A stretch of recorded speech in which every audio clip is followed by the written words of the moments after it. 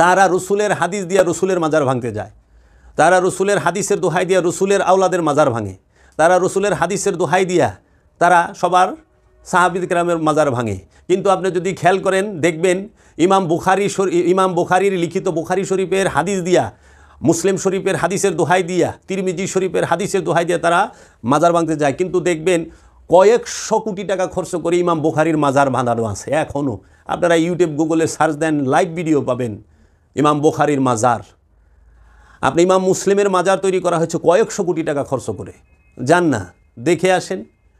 তাইলে যাদের মাজারে, যাদের কিতাবের দোহাই দিয়া আপনি যেই রসুলের হাদিসের দোহাই দিয়ে আপনারা মাজার ভাঙতে চান, যে কিতাব লিখছে ইমাম বুখারী তার মাজার আছে, যে কিতাব লিখছে ইমাম মুসলিম তার মাজার আছে, যে কিতাব লিখছে ইমাম শাফির মাজার আছে, ইমাম হাম্বলের মাজার আছে, ইমাম আবু হানিফা রাদিয়াল্লাহু তাআলা আনহুর মাজার আছে।